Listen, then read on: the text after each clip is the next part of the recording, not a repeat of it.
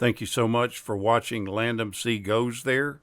Please subscribe and hit the like button and the bell notification button.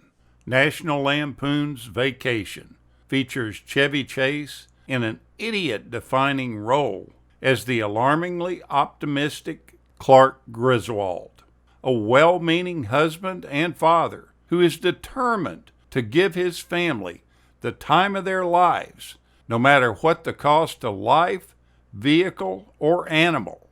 This road trip comedy was directed by Harold Ramis. It also starred Beverly D'Angelo, Imogene Coca, Randy Quaid, John Candy, and Christie Brinkley in her acting debut. The film was an immediate hit, earning more than $60 million in the U.S. alone, with only an estimated budget of about $15 million. It went on to spawn 4 sequels, but in my mind, there are really only 3 sequels that really matter. That being European Vacation from 1985, Christmas Vacation from 1989, which is a classic, and then Vegas Vacation from 1997. Clark Griswold, wanting nothing more than to spend more time with his wife Ellen and his children Rusty and Audrey, decides to lead the family on a cross-country expedition from their hometown of Chicago to the Southern California amusement park called Wally World. Ellen wants to fly, but Clark insists on driving so he can bond with his family. He ordered a new car in preparation of the trip, but the dealer claims that it will not be ready for 6 weeks. Clark is forced to buy what's called the Wagon Queen Family Truckster, an ugly, oversized station wagon, after the car he brought to trade in has been hauled away and crushed. The unheralded star of the film is this family truckster. Having 8 headlights and a pea green finish, the car was actually a Ford LTD Country Squire that was heavily modified to be as unattractive as possible. And it completely did the job. As a matter of fact, it did it a little too well. Following the release of this movie, station wagon sales plummeted, and car dealers realized that they weren't sellable items anymore, and they replaced them with the popular minivans and today's SUVs. John Hughes was working at a Chicago advertising agency when he began pestering the editors of the National Lampoon for a writing assignment.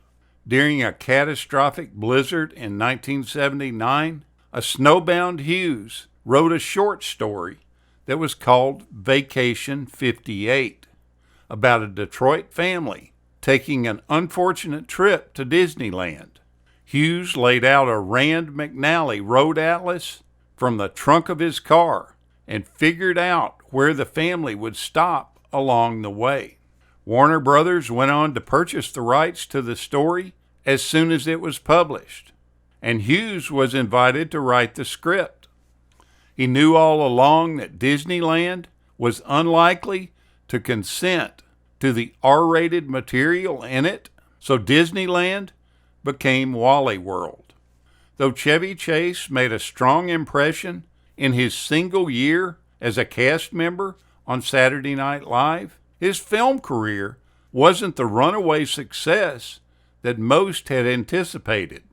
Of the 6 films he had made after leaving SNL, there were only 2 of them that were big hits, that being Foul Play and Caddyshack. Chevy was really in need of a hit, and he got it with this movie. Now, that original script for Vacation 58, written by Hughes from the point of view of Griswold's son Rusty, but once they cast Chevy Chase, that meant switching the focus to the head of the family.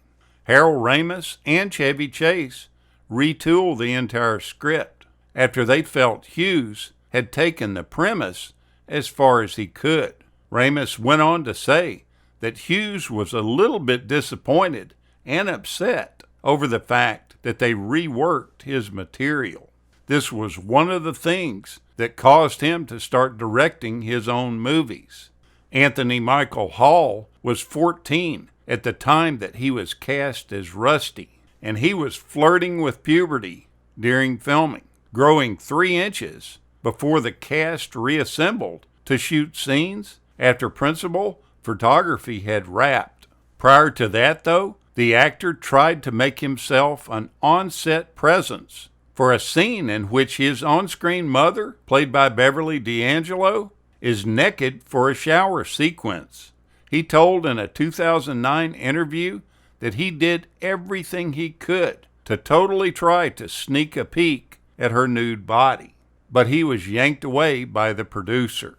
The director, Ramis, expressed regret over filming the scene in which the Griswolds take a wrong turn in East St. Louis, Illinois, having their hubcaps stolen and the truckster stripped, while Clark asked for directions from a local. This area subsequently developed a reputation for criminal activity that he felt wasn't warranted. But I don't know, I've been in some areas of St. Louis that look pretty much the way it did in the film. John Hughes' original story concluded the torturous Griswold vacation by depicting Clark driving to Roy Wally's home, bursting in, shooting him in the leg, and then forcing Wally and his cohorts to sing and dance at gunpoint. Griswold was then taken to jail. The director shot this as written, but test audiences at the Warner lot proved that this was not the right ending at all, and that a home invasion wasn't going to play well in the film. He rewrote the ending, having the Griswolds enjoy their own private Wally World experience. Originally, Christie Brinkley's role as the Ferrari girl was originally supposed to be a love interest and fascination for Rusty instead of Clark. Once the focus of the film turned to Clark Griswold, they made this change. Originally, the producers wanted Brinkley to appear naked in the film, but she refused. She knew that her daddy wouldn't like seeing his daughter on the big screen that way. They then reached a compromise, having her only to strip down to her bra and panties before jumping in the pool with Clark. The other thing that her dad influenced her on was when she was asked to be in Christmas Vacation as well. Her late father, Don, told her that he didn't think she should do that. He didn't want her to become typecast in that type role. He felt like that she might regret it. She told her dad okay, and she didn't do it. Go back and watch this fascinating, fun film. It's a good one.